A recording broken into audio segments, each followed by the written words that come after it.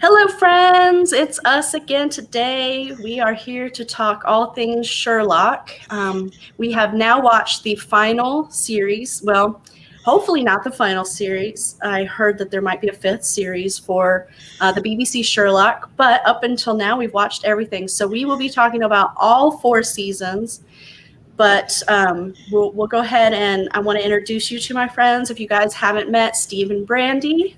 Hello. Then we have Epic from Epic Tales and Jeff Lane, the author, wonderful author of One Way and the Champion trilogy. Is it a trilogy? There's only 2 out now, but it is a trilogy. There's somebody on this chat may or may not have a manuscript copy of the 3rd one. We are reading it now. I haven't started its paper world yet, but I will. I already have it on Kindle Unlimited. And you're probably seeing, I have it downloaded, but I haven't read any pages yet. When you start seeing your page count go, it's all because of me. Oh, that'll be it. It is a fun read. I suggest the audiobook. Oh, yeah. The Oh, is podcast. the audiobook also you, Jeff? Do you narrate I do that the one? audio. Yeah. Okay. It's Then I fun. will, because I really liked listening to your podcast from One Way. It's always better when the writer does the narration. It's Yeah. always better. I think so too. They know how to pronounce the names. They know the inflections to give because they heard that voice in their head as they're writing. Exactly. Jeff does a great French Yeah. accent. It's really great. Oh, is there a French character? He's in got this all one? kinds of great accents. Yeah. I Oh, can't wait. wait. Okay, well, let's start talking about Sherlock. Usually we go episode by episode. I don't know if you guys want to do it different now, kind of just start with overall thoughts of the entire series thus far. And then we can start talking about season 4. Does that work? That way, if Ashley does get to join us, she'll join before we really get into the details. Okay. So, Steve, we'll start with you. What did you think of the whole Sherlock series, all 4 seasons so far? I enjoyed it a lot. I think we mentioned it last time that the humor was changing. There were some things that were you could start, and I didn't see it too much in season 3. I didn't notice it until you guys talked about it. But I don't know if it was maybe you planted the seed in my head, but I did see a big difference in season 4, and the humor and the setup and the delivery was a lot different. It changed from season 1 to season 4. There's a big tonal difference in humor and the story structure and the way that it was shot. It was a pretty big difference in that. But overall, I really enjoyed it. That was I'm kind of surprised we never watched it before now. Yeah. I loved the whole from season 1 to season 4. Season 4 was probably my least favorite. It got really weird for me, but and less funny. It felt like a Black Mirror episode. I don't know, like a season of and it was strange, but I felt like it left it to where it could keep going. So I'm hoping it's not the end. So season 1 was my favorite. Season 4 was my least favorite. I 100% agree with Brandy. I feel like it's season 1 was more focused on what we all associate Sherlock Holmes with, like the detective, the smart guy, and everything. But then in season 4, there were just some kind of jumps, like some kind of stuff like Sherlock Holmes predicting what people would do like days ahead. I thought that was just a little bit too much, but I feel like it became like more Hollywood, more like less about detective stuff and more Hollywood, but it was still good altogether. So I enjoyed the thing as a whole. Yeah. I think I enjoyed it as a whole. I definitely see that change as the seasons went on, definitely becoming more like spy thriller, bigger stakes, government involvement versus just individual people's cases. But if I had to use one word to sum it up, I would say complex. Like I loved the complexity and depth that the creators put into it. For everything from the visuals to the fact that they would pepper in things. Nothing was wasted, even little things that you thought were just kind of little throwaway moments or references would somehow circle back around later on in the episode, or sometimes even in a future episode. And the complexity of the emotion, we went for, there are some literal laugh out loud moments, and I don't use that phrase lightly, but I would sit in my living room all by myself and like unexpectedly kind of guffaw at times, but also like really like deep, heart-wrenching, tear-jerking moments too. And I think that kind of, that level of the spectrum of emotion, I think is a hallmark of a good show. Yeah, I have to agree. There were some parts of this where I had to pause it and have a good little cry. Yeah, and I was upset. I don't know if I told you, but after halfway through season 3, I did not read any more of the books or the stories associated with what, I think they kind of went in a different direction also. So there's a website that kind of tells you what stories were used to inspire each episode.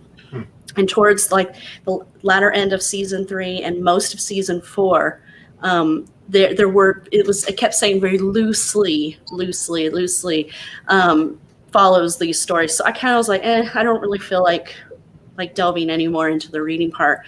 So I can't say how much of the story follows. Mary is not a very big part in the stories that I did read. You find when she and Watson get married in the books, it's kind of an afterthought. He meets her, they get married, and there's none of that major emotional issues that Sherlock has. They're friends, but they continue to be friends in the book. Obviously, because Watson is the one that's writing the stories, right? He's narrating the stories, so he has to be involved. So it's really just about him having that responsibility of having a wife and the complications between the two. But she doesn't play as big a part in the books as she does in the story. So I was really upset when they did what they did in season 4, because I really liked her and I was excited about her character. I liked the dynamic that she had with Sherlock and Watson, and how she kind of almost connected them through her. There were areas where the two of them, they were very close, but there were areas where they just didn't quite connect, and she filled in those gaps, and I loved it. So I was a little bit upset with how season 4 went. So I have to say season 4 was not my favorite either. I think season 3 was probably my favorite of all the seasons, but I love the show. I really do think that you guys should go back and read at least the novels, the Sherlock Holmes novels, because there's so much in those, in at least the first 2 seasons and some of the 3rd season, with these Easter eggs that come in and out of the show that you'll catch if you've read the books, and it makes it a little bit more interesting. I thought the tonal changes, Steve, I totally agree with you. The tone of the show changes over each season, and I thought it went a little bit on the dark psychological side in season 4, which is why another reason why I had trouble following it. It was weird, like Brandy said. Yeah, I just kind of felt like I wanted more detective-y stuff. Yeah. The psychological stuff was good, but I was watching it maybe hoping for, those cases to solve. Yeah, which is fair, because we're watching Sherlock Holmes, right? Yeah. Right? What do you like? So I feel like the thing with Mary, I liked Mary's character, but then I didn't. I feel like in season 4 she was more of a plot vehicle than a character. She and then the whole part about when she died, I mean, she wasn't I didn't understand John blaming Sherlock. Mary had her secrets and Mary kept them, so if she died as a result of that world, it was her fault. So just a couple of things that I'm like, okay, why are you taking me in this direction emotionally, where I have to try and rationalize why John feels this way, when I didn't think it really made a lot of sense. But I feel like she was more of a character in season 3, and in season 4 she was just like a plot vehicle. I totally agree. Stacey, Yeah, Stacey, I totally agree with you that I think Mary was a missed opportunity because she did make a good third team member. Mhm. And like you said, she did fill in those gaps. So I thought the direction they took that was really weird, and she was great as being that third wheel that kind of fit in, and like I think Epic, you mentioned about how he blamed Sherlock, and that didn't really make sense to me. Yeah, it didn't make sense to me at all. I was like, why is he blaming him? Maybe there's something I missed, but I didn't get it. Do you think it might have been guilt? That him, what do they call it when you Like PTSD? project? Oh. That he was projecting his own guilt because he was emotionally cheating on her, and he admits that later on in the season. That maybe because he wasn't emotionally there for her in those last days because he was chatting with some other girl, and then this happens. I would imagine that he felt really guilty about that, and that he was projecting. I think that's a good observation, Stacey. I will say Sherlock did text Mary to come to the aquarium. Yeah. So that could be part of it. And she also jumped in front of Sherlock to save his life. So that could be another reason, that Sherlock, that John feels, if the bullet was intended for Sherlock, why did his wife have to sacrifice herself? I guess, right? But like they're always anyway. Like maybe it's just because of the way I'm looking at it, but like they all put themselves in harm's way anyway. Like it's not like it's a decision she made for herself. Like I understand if he was mad and he was angry and he was like, I understand being emotional about it, but like throwing all of that on Sherlock, then like it just like. It was a bit like there's more to this. There's more to it than this, and I get it. He was emotional, but it still felt a bit. Guys. Sorry about that. I didn't see you. I had to scroll down. Oh, we can't hear you. You're muted. It's okay. We were having technical difficulties. So everybody who's watching, this is Ashley and her husband. Is that JD? Yes, it is. Hi, thank you for joining us. We are actually just talking about our overall feelings about the entire show. I'm sorry, Epic, that we cut you off there. But Ashley and JD, you guys want to tell us a little bit about your feelings about the show? I enjoyed it again. I mean, I only watched this season 4, but the season 4 is probably my most favorite. So you like the dark psychology direction it took? Yep. I do. I was about to say, I was actually a psychology major, so stuff like that really is interesting to me. So is he the one that is JD? Are you a detective? Yes, I am. Okay, this is about to get interesting.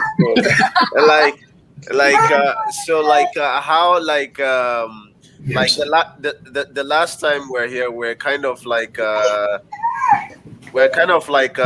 asking how like authentic some of those observations he makes and like the process he goes through to solve cases. Like how authentic is that? So obviously, we're nobody's like Sherlock. Whether it be the books or the show, the movies, there's nobody that I've met that has any sort of superhero deduction abilities like that. Now, deduction is a big part of it. I mean, you have to take little pieces of the scene that you have or the information that you have and make deductions based on the physical and solid things that you know to be true to find out what it all makes as a bigger picture. But as Sherlock does it, I wish we could do that. I wish I could do that. I wish I had somebody who was in Sherlock's position to where I can be kind of like Lestrade and go to him and say, hey, I have all this. Go ahead and take a look, see what you can get me. But unfortunately, that's not the case. But there are very smart individuals who are capable of doing some sort of semblance of that. It's usually the old grizzled detectives that have been in the force for a long time, have seen every sort of crime you can imagine, and they can be at a crime scene and pick out things you would have never seen. Like your sergeant. Like my sergeant. Yeah, I can It's really imagine. So you're a big fan of Sherlock Holmes, I understand. Yes, I think whenever the series first came out, or when we had figured out about it, we had started watching it, and we watched it all the way through. We binge watched it, and we loved it. I have personally read a few of Sir Arthur Conan Doyle's stories, and it's definitely been a big impact on my life. I read those when I was younger as well, but I still read them today, and I'll listen to the audiobooks and just kind of compare myself to it. That's awesome. Do you have a favorite season? Favorite season? I can't pick out one. I really can't. If I had to say, it would be the first season. Just the introduction, the parallels that it has between the study in Scarlet, the actual story, and when because the first episode is the study in Pink, I believe. Mm-hmm. And the study in Scarlet. So just seeing the comparisons, how they modernized that and took Sir Arthur Conan Doyle's work and transferred it to modern day, that was really cool. I really enjoyed that, and kind of that whole process of establishing who Sherlock is and who John Watson is. And that first season, I would say, probably my favorite. Yeah. The first season was my favorite too. I have a question for you. This was a thread of something we were talking about the last time. Do you have a mind palace? Oh yeah. So Don't point me out as a liar, okay? So I would say instead of a mind palace, it's more of a mind warehouse. I have tried since I learned about mind palaces, specifically from the Sherlock show, how they decided to kind of picture that and show kind of a diagram of what that might look like in real life. I've tried. I'm not capable of doing that per se, but I do. If I had to compare my thought process to something like a thought palace, it would be more like a thought warehouse, where I'm walking down the aisles and I can think, hey, I know this idea or this thought. I remember it's over here in this aisle, and I'll run over there and see what all's there. But it's nothing like Sherlock. Yeah, Maybe you're not waving your hands around enough.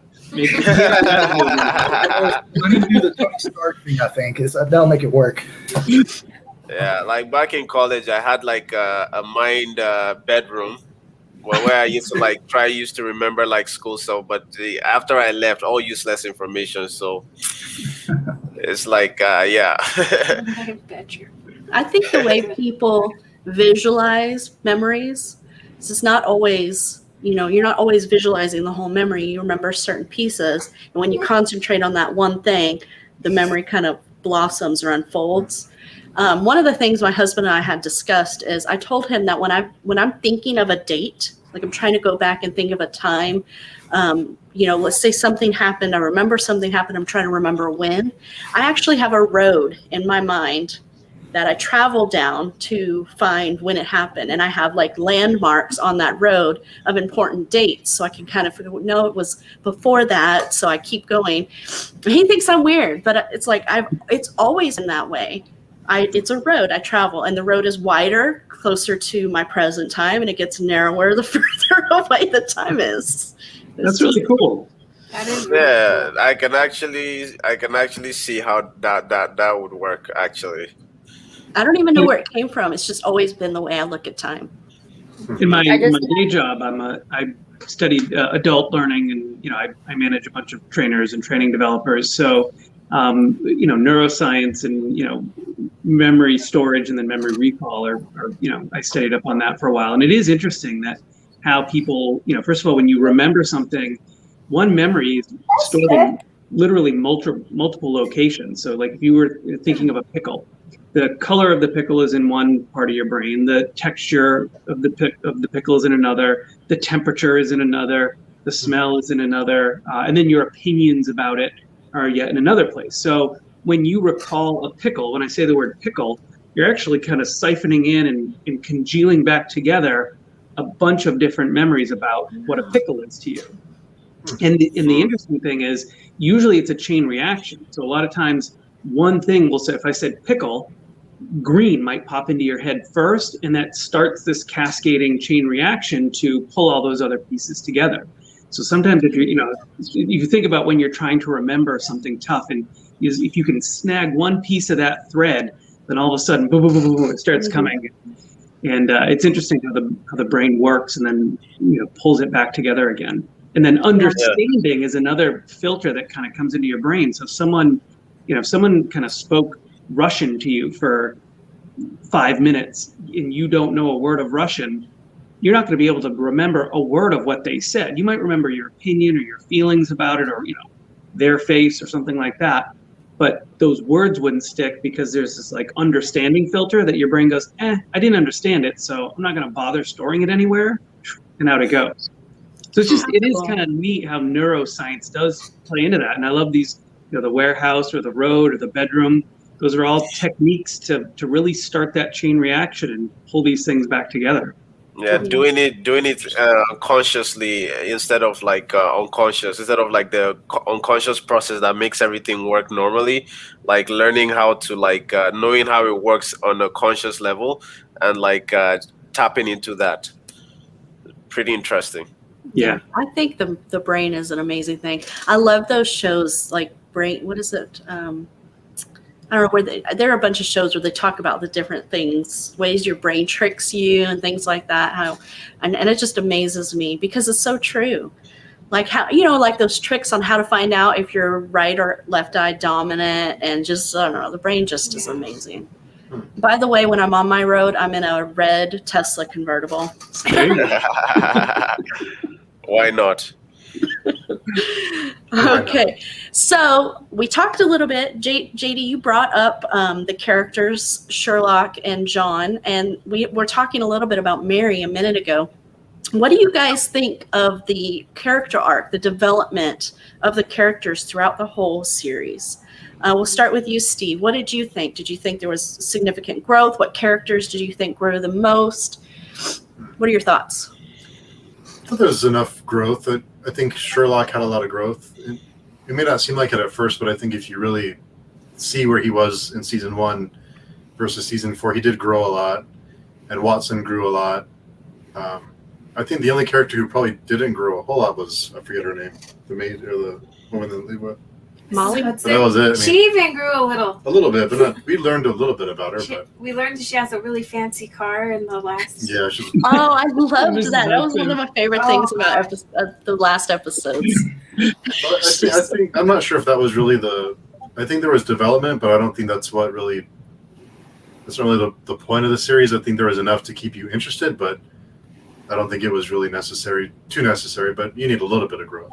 Yeah, and I think Sherlock had good growth in the last episode when he was being forced to get Molly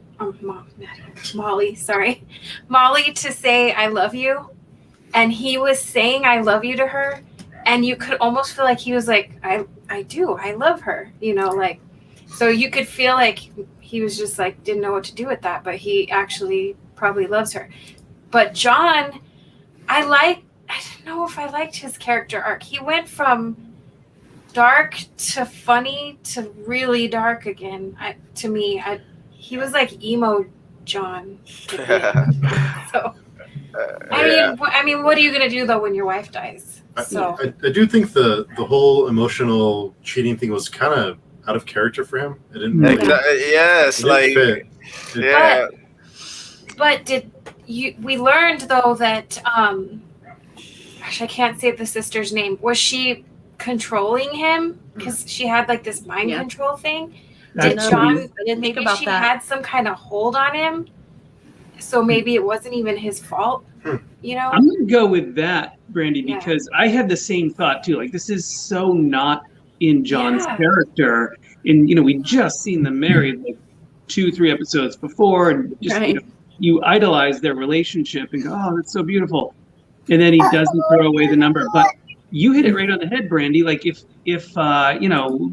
Euros can make Moriarty kill himself, why couldn't she do that to John? Like that's. Yeah.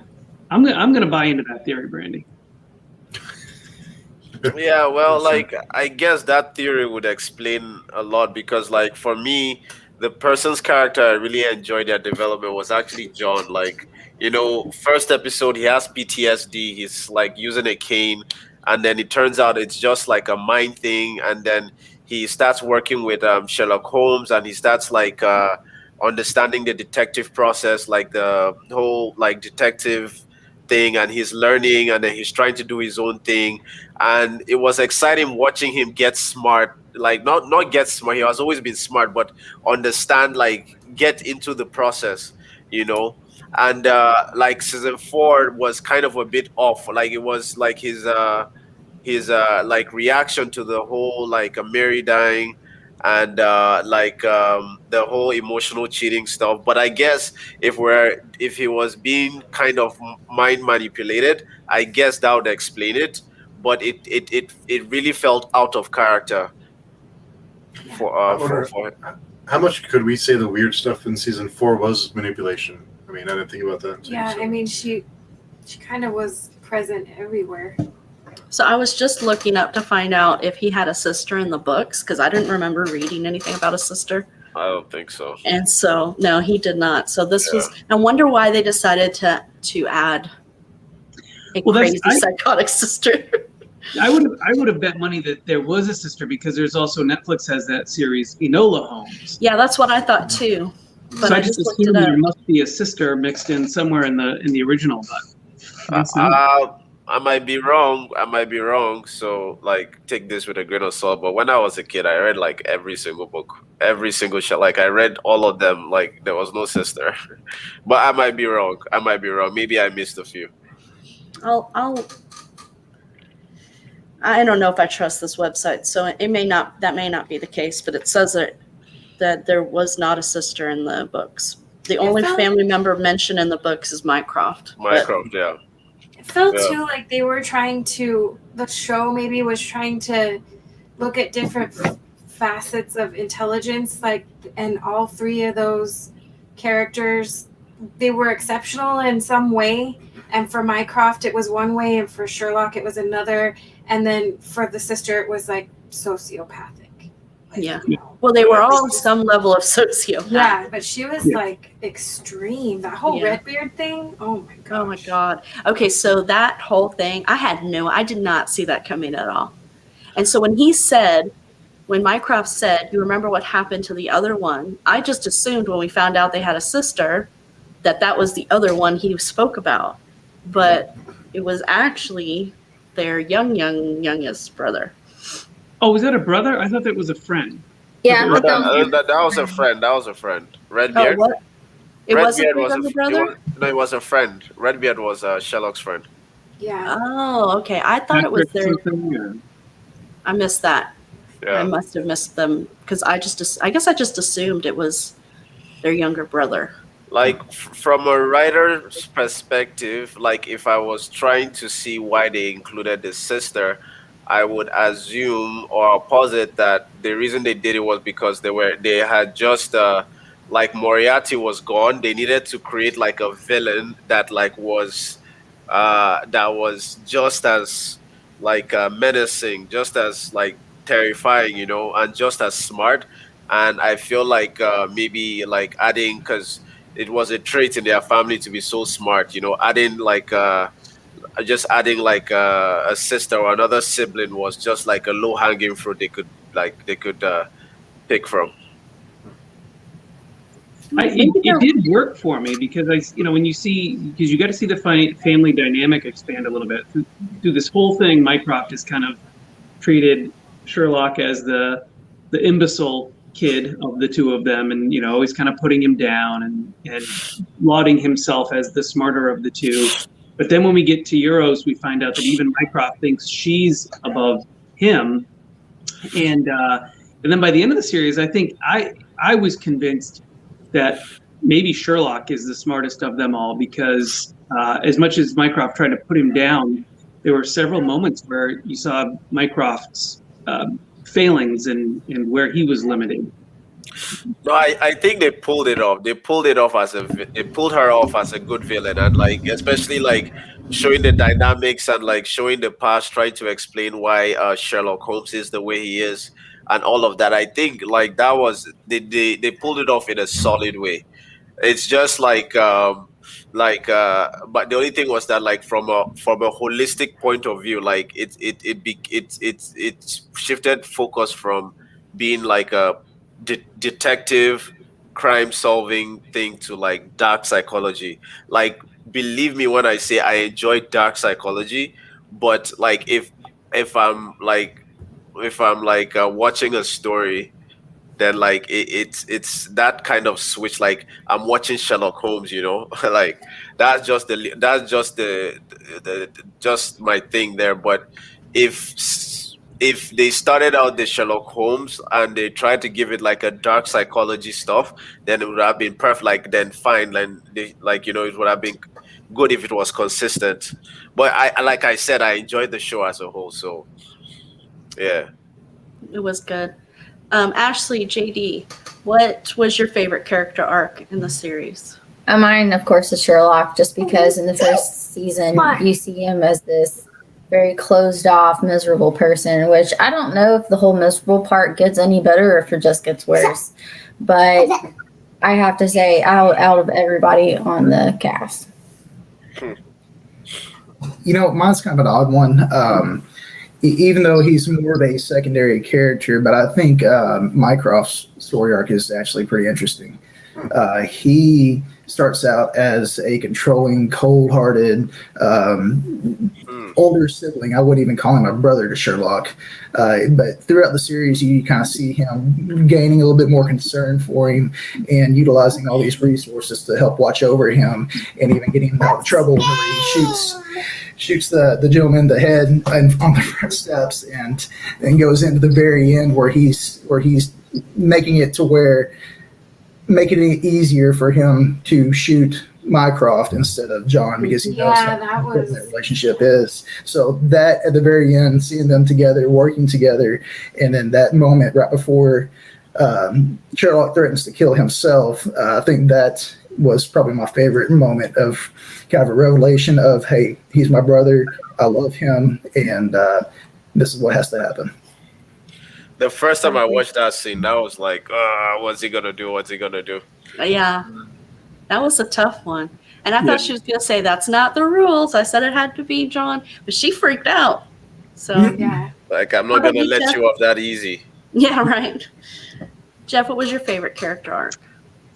That's a really good question. I think it would have to be Sherlock. I think just watching his emotional growth from very stunted and sociopathic, and his struggle with substance abuse, and that really actually got worse as the seasons went on. We saw him at his absolute worst as far as what we saw on screen, although he was using that as a tool to kind of set himself up to be murdered. But I think, Sherlock's was my favorite piece of growth, because he, in a way, as smart as he is and as superior as he was, he almost seemed very childlike to me. And we had, I think the pinnacle of his emotional growth was probably, episode 1, episode 2 of season 4. There's a moment right after Mary gets shot, and he's watching John suffer, and he's watching, right after she dies. And I don't think he has any lines, but just what's going through his face at the time, you realize he is maybe for the first time experiencing these deep, deep emotions. And it's a series of them that kind of go through him at that moment. And then you see how he's willing to, sacrifice himself for John in the next episode. So I loved that, I think his emotional growth kind of zenith, with Mary's death. But then we also get the explanation. We get a little unwrapping of why Sherlock is the way he is, who he is. The fact that, essentially, the last episode is called The Final Problem, which he says is actually the first problem. Like, the first problem he never solved, the first case he never solved. And in, trying to save a best friend's life, it also explains why he attached to John so emotionally, that he was looking for that best friend he needed to save. And I think that unraveling of his character and peeling back the layers in those last 2 episodes was really interesting to me as well. You bring up a good point about that first problem, that emotional I mean, it could be a kind of PTSD that's kind of made him forget all of that had happened. Could that also be for the sake of this TV show, because I don't think that happens in the books, but a way that they're explaining his closed off, the way he doesn't really, until John didn't have any attachments. He was very, I don't know, closed off is the best way I could say. You know, all of his relationships were professional, and then John came in and kind of filled in subconsciously that place of Redbeard, a friend, somebody he played with, if you will, and that helped open him up a little bit more. That maybe he's a sociopath, you can't really take that away, but maybe he's obviously not as bad as his sister, and that was just how he kind of dealt with the tragedy in his past, that he stopped remembering about it, which was really cool to kind of see him start to remember that, except it was also very chaotic in the episode. I had to go back and rewatch parts because I was not sure I caught what was happening. Like the tombstone, where he's like pulling off all the stuff and the words on the tombstone and trying to rearrange them.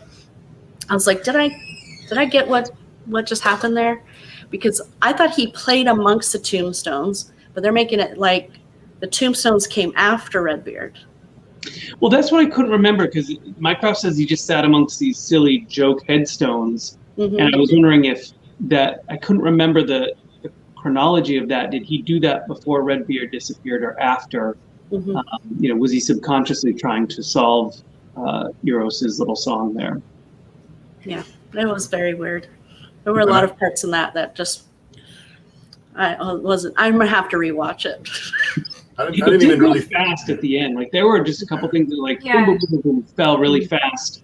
You know, from the reveal that the little girl was actually in the plane was actually Euros, and then all she needed was a hug apparently, and Like I enjoyed season 4, but I didn't really like the fact that I didn't like, there were some parts where I felt like it was being stretched a little bit. Like the part where he's predicting what people would do days before they even do it. That was I'm just like, that's a bit too much. Was that just me? Or was that consistent with his brilliance? I had the same thought, Epic. I thought it was kind of fun and clever when he predicted which therapist John would go to, and then, well, you're really not going to like this part, and the doorbell rings and it's Molly at the door. All of those things were fun, but then when we get to the listening device in the cane that he knew John would leave in, that felt a little jump the shark to me. And it also kind of takes away, we talked in previous seasons, we like when Sherlock is a little bit fallible, when he's not Superman, when he stumbles a little bit. And that was too perfect all the way to the end. He got all the, so I agree with you. That was a little it's good when we see even if he's not exactly right, we can see why he thought like that. I still think that in itself is brilliant. But just to get everything right like that, and projects predicting human behavior too is okay. Yeah. You can predict the average man, but you can't predict the individual. But yeah. I didn't even really consider Mycroft's arc until JD mentioned it, and that moment in season 3 when they're at Christmas when they're all sat having a cigarette together, that was a really pivotal moment for that character, I thought. Yeah. Totally, different than what you've known him as before. Really humanized him. Yeah. And then to JD's point, John had something to do with that. Oh, I'm sorry, Jeff. I was just saying, and I thought JD's point was really good about the sacrifice at the end, that he was trying to protect his brother by sacrificing himself. It was really nice. Shoot me instead of John. Yeah. Yeah, at first I was kind of like, what a dick move. And then he kept going. I was like, okay, he's trying to. Yeah. But at first I was like, man, Mycroft, you're an ass. This is about intelligence, not sentiment. I believe those were the words. And at first I was kind of going along with it. This is exactly what Mycroft would say. Sherlock needs my intelligence to get through this, so I'm the obvious choice. I was like, yeah, I can see that being a Mycroft way of thought. And then as he kept going, I had the same reveal in my head, Stacey, that, I get what he's doing. Yeah, that whole scene was one of the places I had to pause and go, because I was like, oh, he loves his brother. Mycroft just ended up being like a big brother, you know? Yeah. So, Steve, you were saying earlier, I was wondering, do you think that the reason why Mycroft and Sherlock kind of built more of a bond throughout the seasons, that had something to do with John, that John kind of played in the middle there, bringing them together? Yeah, because otherwise Mycroft had no way, right? He had to use John to even communicate with Sherlock in most cases, at least in the beginning. I think John is the bridge for Sherlock in a lot of ways. He's almost a translator between Sherlock and everyone else. He's the Sherlock whisperer. Yeah. That's a great one for it.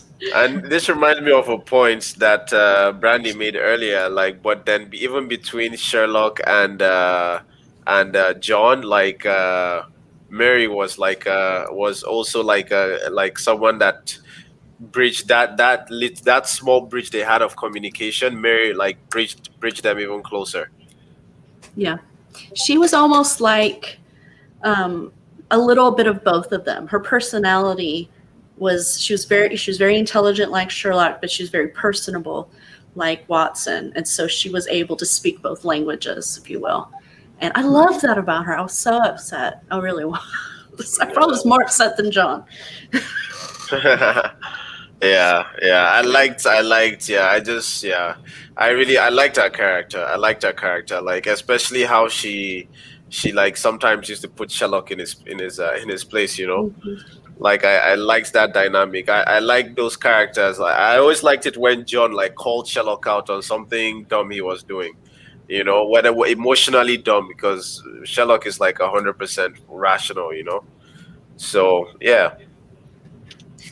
So let's talk a little bit about season 4 specifically.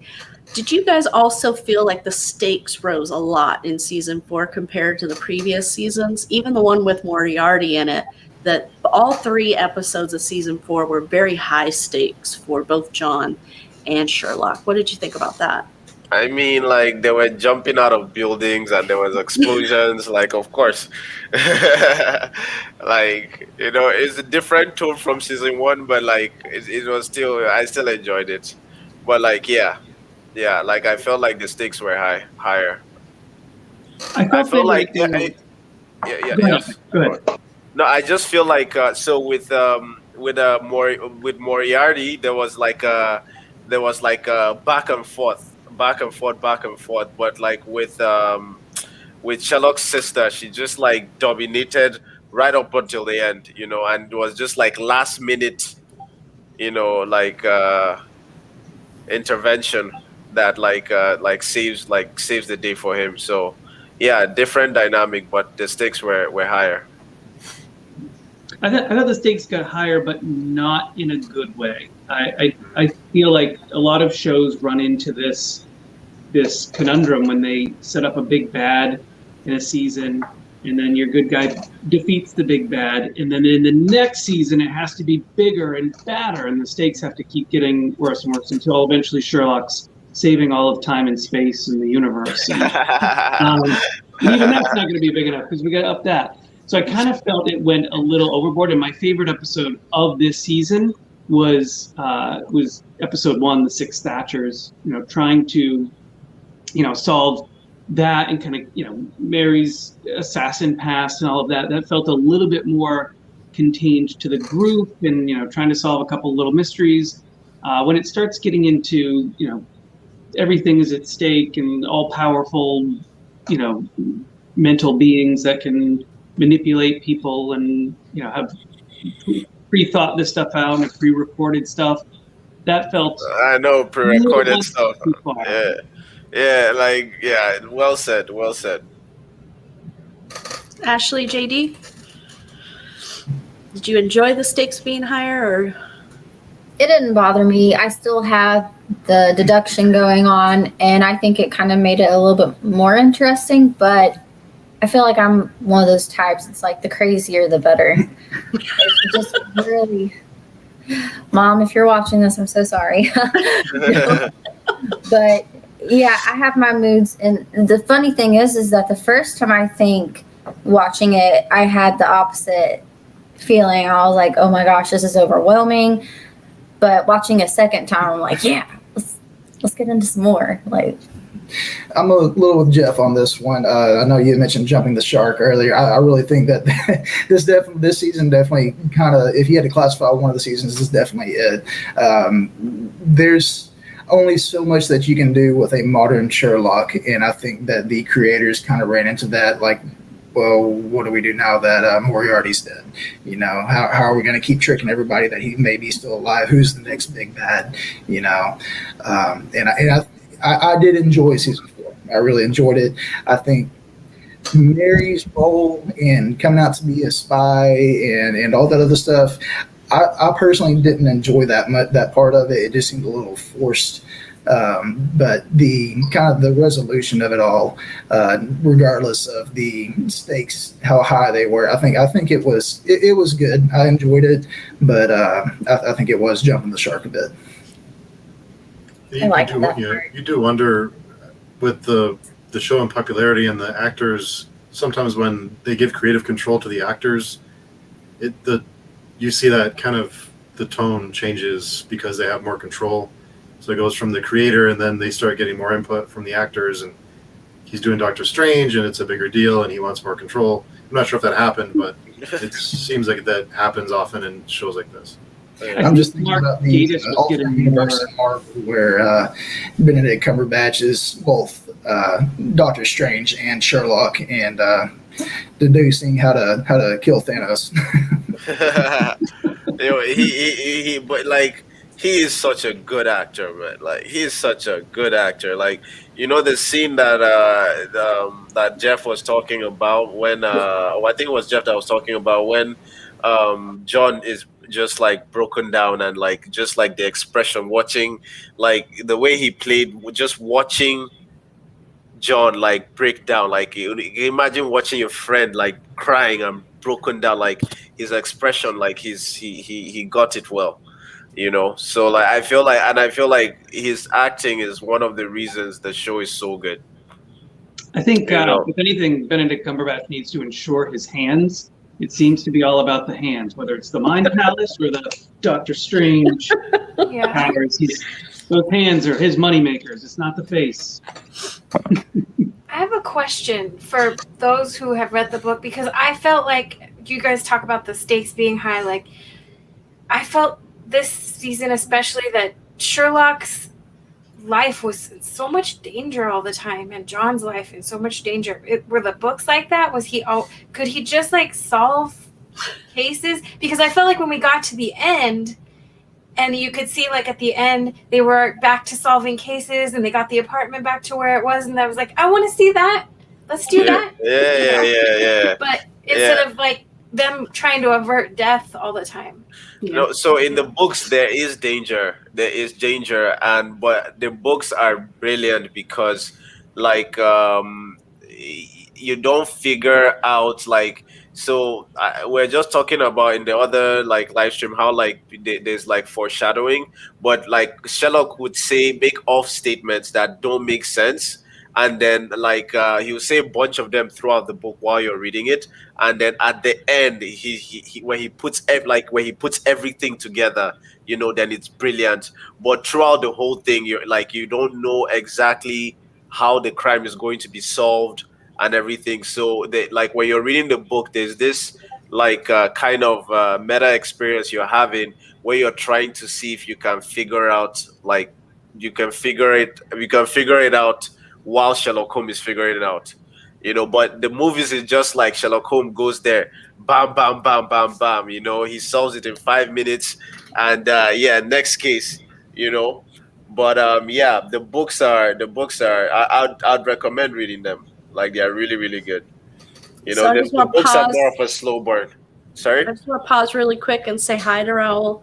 Go take your nap. We'll see you later. Raul. Yeah, thanks. Hopefully you'll make it to the Just Because live stream. We'll see you there. Brandy, I will say that there is danger in the books, but not like this. No, not like So, this. Yes, not like this. I think maybe the Hounds of Baskerville is probably the only one where Sherlock and mostly John come into any kind of situation where their life is at stake.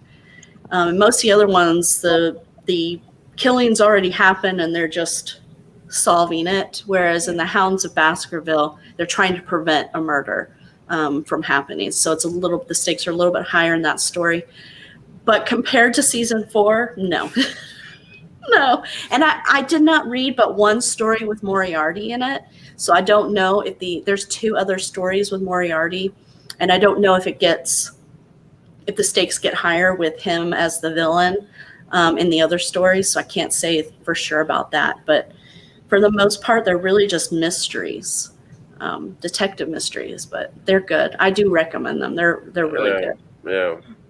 Yeah. So what else do you guys want to talk about? I mean, I had notes and I left them, so I was trying to wing it here. So we talked about characters. We talked about the stakes in season 4. I had a few topics that I was thinking. Yeah, we know Jeff has a lot to know. Jeff One, lots of obviously, thoughts. wardrobe and jacket choices. I mean, it was good that John was keeping his little shiny patch black jacket all the way through. You know, I noticed jackets, so that made me happy to see his jacket back. There was actually something I thought, Stacey, you might bring up, but some of the visuals in this were interesting. There were a couple, and I'm sure I didn't catch them all, but there were some really interesting, subtle things that they did with visuals. One was toward the end, I can't remember which, I think it was the first episode of the season. At one point, Sherlock had put up a balloon, or John had put up a balloon to represent him, so he could just walk away and ignore, and Sherlock would think John was still there. At the end of that episode, when his and John, John blamed him, and John wasn't speaking to him anymore. There's a scene with Mrs. Hudson and Sherlock in the living room, and John's balloon is there, but it's deflated. It's hanging over, over the end table. I did pick up on that, and you know what? I'm such a nerd. I was thinking, would that balloon still have air in it after all that time? Because it was a helium balloon before. So yeah, I'm a nerd, and I was thinking that instead of going, oh, that's a good analogy. John's not there. His balloon is all, no. I was just like, but that balloon still has. But yeah, I did notice it. And there was another one with the in the second episode. There was the pattern of in the room that Sherlock was in at the end with that the Culbertson Smith was going to come kill Sherlock in. It was blue and brown was kind of the palette for that room, and there were these circles on the wall. And then someone, I think it was, someone was drinking from a mug. And it was the same pattern of circles on the mug. And I thought it was just a clever little call-in. See, now I'm going to have to go back and watch it again and see if I can find that stuff. I thought the camera, the filming, I didn't really care for in these seasons, especially that last episode. And I think it was mainly supposed to be psychological, but it hurt my eyes. I don't know if that was the intention, but just the constant moving from one room to the other, the camera angles were always weird. At one point, I was thinking it was almost like watching through a security camera, and I'm wondering if that was part of it, because sometimes the angle always seemed to be up and down, and when they were in the prison. And so you kept changing camera angles, and then you would come to this one where you're seeing the whole room up and from above, and I just didn't like it. It felt distanced from the story, and but that was the only time where I was like, oh, I don't like this camera work. Otherwise, I usually really like it, and they're always really good about making the camera. The way they use the camera as part of the story. And so that's why I'm wondering if that was the reason why. Was at some point, it was almost like you were seeing what his sister was seeing, although it didn't look like you were seeing a security camera, so that it wasn't grainy or low quality, but it was that angle. Yeah, I think that was probably intentional and probably similar on that, Stacey, that, a lot of those shots were 3 shots. It was John, Mycroft, and Sherlock in this confinement. And I think we were trying to kind of observe them working out a problem almost clinically. Like we were watching this as observers from another room. And I think that's a good pickup. Ashley, can I ask you like a long-winded question? Kind of a long-winded question. So, can I ask you? Me or Jeff? No, Ashley. Oh, Ashley. Yeah. Sure. So, so something JD said, right? That and like me and Jeff and I think Steve as well, I agree with, is that like the second part, they just like for season 4, they just seemed like they were trying to like create like a new bad. They were trying to create someone that was just as bad as Mycroft, and just like to increase just to maintain the intensity of the show. And like season 4 was kind of like went in a dark psychology kind of way. Now, given right there the rumors, like I'm not sure how authentic they are, but like season 5 is coming out, would you like to see it keep up with the tone of like dark psychology? Or would you prefer it if it went back to like more detective, like mystery kind of stuff? And if so, like if you're going to go with the dark psychology way, like why? Can my answer be both? No, seriously. The reason why, though, is I would really choose both, just because I feel like if they went one way or the other, I don't know. See, because I have the problem with, you have these mysteries, but the thing with mysteries is like the who done it, and then you figure out who done it, and vice versa. So I'd like if they added just a little bit of that psychological thriller, just so you can have a little bit of spice and variety every once in a while, but definitely don't stray away from what makes Sherlock Sherlock. Yeah. I'm with you, Ashley. Yeah, like I actually really like dark psychology, but like yeah, I'd like to see like when season 5 comes out, I'd like to see like a better balance, to say like a better balance, because the dark psychology part is interesting, but like it's Sherlock Holmes, or watching Sherlock Holmes, I want mystery, I want like stuff being figured out, Mm-hmm. I have a thought about that too. I think the interesting thing about the way, so season 4 wraps as though it could be a finale. It's got a nice montage at the end. It felt very good. Like, hey, we can kind of back away from them, and John and Sherlock lived happily ever after solving cases. But the interesting thing about, I think this series and the show creators are very intelligent and very aware. If you think of the span of time from when it first came out, I think 2011, 2012 was season 1, something like that, to now. So it's been about 10 years, and TV has evolved in that time, and we've got streaming, and we've got, effects have changed, and the world has changed. I think it'd be interesting that if it were to come back as a season 5, and we've had such a gap from season 4, potentially the largest gap, I don't know, we'd have to probably look at that, but that they would almost have to do a very clever reboot-ish to take us to kind of in a very like look at the camera, wink at the camera reboot, to kind of change it up a bit. I think they can't continue to escalate. I think they need to say, look, we took a pause and we're coming back, and we're going to come back as something a little bit different, a little bit new, and we're going to take a left turn. I think they could pull that off. It would be I really think they can. if they brought Irene Adler back. Yes, exactly. That's why I was like, you have to figure out another. I mean, with mysteries, you kind of already have like a natural villain, but I think to make it really interesting, bring Irene back, or like, I hate to say it, but they would have to make another bad guy in order to keep it interesting. Maybe I'm wrong, but No, 100%. They cannot just use Moriarty recordings anymore. Like they've already done that. I think the having Palace Irene back guy, would be funny. or- Let's say it again. I'm sorry. I like the guy that had his own mind palace. I forget his name. Magnus? He was a good villain. I liked that there were different villains, like the Mhm. chess guy, and like it doesn't have to be one villain overall.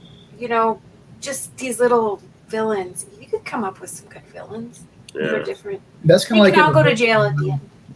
I'm sorry. Go ahead. No, go ahead. So that kind of reminds me of just how the stories play out in the books. I mean, in Sir Arthur Conan Doyle's works, he talks a lot of just kind of the process and going through in that danger that Sherlock and John are in the process of that, what they're putting themselves through.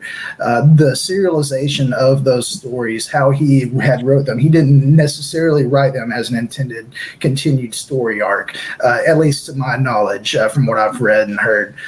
So I think that if they were to go back to doing more of the episodic, those one-time villains, or maybe those two-parters where you have a villain that takes 2 episodes to defeat or a crime that just solve like that, I think that's how they can keep this going, and I think that's where they're going to go with it. And I think that's what they alluded to in the end montage where it shows them solving all these different cases. Yeah. Yeah. Well, that's Yeah. kind of how season 3 was, right? They went back to the more episodic, you know, when Holmes had to come back from the dead, and you know, it was more. There was more. Each episode was kind of its own story, and same with season 4. I mean, if you think about it, each episode was a different story. It ended, it concluded, it kind of carried over. Only that, you know, you wouldn't know why John was upset and mad at Sherlock in episode 2 if you hadn't watched episode 1. But you didn't really. The whole miss me thing was kind of a running joke through the first 2 episodes. Every time, you know, just like when Sherlock gets the disc and it says "miss me" on it, and he puts it in, and you think, okay, here's where we're going to find out how Moriarty is still alive, and it turns out it's Mary. That it was always a running joke, and you really don't find out until episode 3 what that is all about. But still, each episode was its own story. It had its own bad guy the case was solved by the end. It just, each bad guy in each subsequent episode had to be worse, right? We couldn't even, it just got worse and worse. And by the 3rd episode, I was exhausted. Yeah. But like the thing is, would you be satisfied if like the villain in in like season 5 is not as smart as Moriarty, or is not like as like psychopath? Like it's not like as like there's I feel like there's kind of I understand like, okay, coming with a new approach and everything, but there's also that like there's also that thing of escalation, you know, like the it's like if you think of a story like Batman, for instance, there's all these bad guys that he deals with, but when he's dealing with the Joker, you know, he's dealing with the Joker. Like, so I don't know, like Moriarty is dead, then they created his sister, and yeah, like it would be interesting to see who they bring up this time to like clash with Sherlock. I You would know, be interested to see something instead of a big bad, have Sherlock struggle with some sort of life event, like the marriage of Mary and John. I really enjoyed seeing how he was going to deal with that. And that made a really good episode. It was just one guy, it was a bad guy, and they solved the case by the end of it. But there was so much to what Sherlock was dealing with in an episode is what made it very interesting. So I would like to see the next step in where Sherlock is going to go. Like if Irene came back, him dealing with his feelings for her. Maybe, you know, he went and saved her, right? He saved her life. That's the only reason why she's alive. I would like to see something like that. Maybe she comes back, she's got a big bad that's after her, and he has to figure out, does he save her? You know, what does he do now? I would like to see something like that. A little bit more character driven and less, you know, explosions. yes, And yeah, dun, dun, dun. 100%, 100%. I have an idea for the big bad, Mrs. Hudson. She's been pulling the strings all along. Ah, that would be such a. But she was the drug dealer, not her husband. That's right. Oh, I love Miss Hudson. Okay. Oh, we got a comment here. Sorry, Classy. Feels like they use the Joker as a foundation for most of the villains in the show. I didn't think about that. In what way would you say? You guys have any thoughts on that?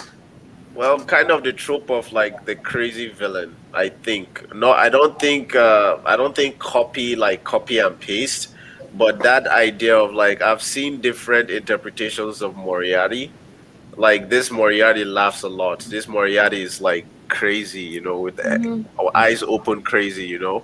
So if that is, yeah, but I've seen different like interpretations of Moriarty where he's calm and he's just like outmaneuvering Sherlock. So yeah, I can kind of see it, although it's not something that I would say is so similar that I would draw a direct parallel to. You kind of can get a lot of different versions of the Joker, though. Yeah. Yeah, even the I see Joker, that. there are different interpretations of him. But let me ask you a question. When you think of the Joker, what is the first image that comes to your head? Just Jack smile in the Nicholson. face. Sorry? Jack Nicholson. Jack Nicholson? I was gonna say Heath Ledger. Yeah, Heath Ledger for me. Why so serious? I always think the first one that came to my mind was the '70s comic book Joker. The long face, big chin. But I don't know if that's necessarily the characterization I would remember. Just the image that pops in my head always. I always hear Mark Hamill's voice when I hear the Joker. Mark Hamill, yeah, Oh, Mark that's Hamill good. does like a really good voice, yeah. Yeah, he got that. He nailed that like perfect. All right, so final thoughts, and we'll start wrapping it up. One question for you, JD. As a homicide detective, what was your favorite case in this series of Sherlock Holmes? That's a good question. Yeah, that is a good question. I can't point to just one. There was, if you're talking about it in the sense of something that is more closely aligned to how we actually do it, I would say the study in pink, the study of Scarlet. That's more along the lines of the closest I can say that would get to actual police work from what I've seen. So the study in pink, the first episode, that is my favorite by far. Okay. Steve and Brandy, if you were going to watch another adaptation of Sherlock, which one would it be? One that already exists. Yes. Oh god. Maybe Robert Downey Jr. I don't know if I could do the Lucy Liu elementary thing. No, yeah. I actually like that show, but I don't like it as a Sherlock adaptation. I like it as just a police procedural show. But yeah, as a Sherlock adaptation, it's not much of an adaptation. He just has the same name, but that's about it. Steve, you have Same. any? Yeah, probably the movie. All right, I wouldn't Epic. mind more of this one. Yeah, right. More of this one, yes. This is the best. This is the best I've seen. Okay, Epic. A question for you: how would you make this show more epic in season 5? What would you do?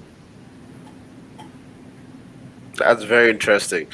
I don't know. I feel like you kind of said it previously. Like return the focus back to the characters. Like return the focus back to the characters. Like it's like there's something like it doesn't matter whether it's a book I'm reading. It doesn't matter if it's a movie I'm watching, TV show. I like seeing characters clash, and like epic characters too. Sherlock Holmes is already an epic character, so like I want to see I want to see someone like that he can contend with, that challenges him, that challenges and pushes him in ways he has never been pushed before. But that is hard to imagine because so far we've seen him like deal with like his personal emotions with love. We've seen him deal with like his relationship with John, like friendship. We've seen him deal with I'd play with ideas of losing his only friend. We've seen the relationship between him and Mycroft. So I feel like I would want the writers to come up with like some other interesting characters. It might even be characters we've seen before, but like I want them to really, really push Sherlock. You bring up a really good thing. Ashley, I'm going to go to you really quick before we jump to Jeff for final thoughts. If we come back in season 5, it will have been about 5 years later, I think. So we would have a very young Rosie who would be of an age that I think would be fairly interesting to see the dynamic between Sherlock and her. And we saw a little bit of him and her interaction, where he was talking to her and you thought he was talking to somebody else, and then the camera turns around and you see that it's her. Ashley, how would you feel? What would you like to see how Sherlock would interact with a young daughter or goddaughter that would be similar in age to yours? I'd be terrified. But strictly speaking, as far as like just basing it off of the show, I think just in my head, I imagine them being the best of friends and him kind of like taking her under his wing and basically raising her as his own as much as he can do that possibly. You think that she'd have him wrapped around her finger? Oh, I'm sure. I'm so sure. So Jeff, for you, if you were ever going to write a Sherlock Holmes inspired story, would you set it in a modern day world like the show, or would you go to the classic, 1800s environment for the story? Or a time travel? Ooh, a time travel. You got it right there. That's me. You nailed me down. I will say. I thought you were going to ask if I was going to write new Sherlock episodes in the modern day. That would be kind of fun too. Although I do bow down to this creative crew. They're geniuses, I think. I will say writing in the 1800s is fun. I got a chance to do it with the Three Scrooges and kind of write in Dickensian prose and in that time. So you can have a lot of fun with the language. And try to. It's challenging to make that accessible to modern readers sometimes. So that would be fun to write in that era again. But I think if I were to do something with Sherlock, I might take a page out of the Ian McKellen book, or Ian McKellen interpretation of Sherlock. I think it's Mr. Holmes. I haven't seen that. It's a Sherlock that's later in life. Like he's very old and he's kind of like thought of as a legend past his prime. And it would be nice to see Sherlock instead of being like adored by the public.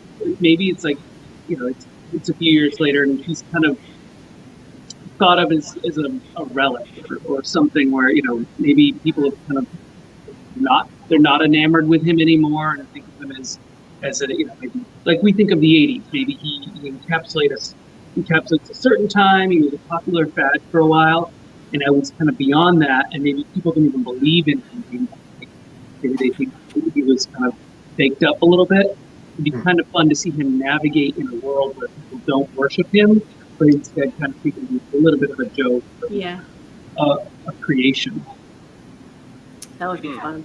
Would you read it, Steve? I would, yeah. That sounds like fun. I'd be all on board for that. What would be cool is if he was a modern day Sherlock that got sent back in time into the 1800s, and he's just a normal guy in modern day worlds, but because of the modern, thought process and technology, that he looks like he's a genius in the 1800s, and that's how you explain him. I do like the idea of him interacting with Rosie, though. I think Ashley hit that right on the head. That would be so much fun. Great. That's actually something I didn't think about. Yeah, that would be fun. I would love to see that. Yeah, and as a product of Mary and John, she's going to be a gifted little child. So that would be fun. Maybe Sherlock finally met his match with her. Oh man, that would be. They got to do it. Somebody write a letter to the producers and tell them they've got to do something with Rosie. At least one episode, if not all of them. Dear Stephen Moffat and Mark Gatiss, I know you haven't heard this before, but please do a season 5. Well, thank you guys for coming and discussing. This was so much fun as usual. For you guys here on the screen, go to the forum so that we can start talking about what we want to watch next. Because we got to keep doing this. This is just so much fun to do, and so we got to come up with another TV show or what do we want to watch next. And for those of you in the chat, if you don't already have the information, go to creepingdeath.org. I'll put it in the description after this video goes up, and join our forum so that you can also discuss with us what shows you would like to see us watch, or if you want to join us on video next time as well. But again, thank you guys for coming. For those of you who showed up in the chat, thank you for joining us and chatting along with us. And we will see you again soon. Actually, in 30 or so minutes, Steve will be on live for the Just Because chat. So go get yourself a snack and a drink and join us for that. Jeff? See you guys later. Bye. Bye, guys. Bye.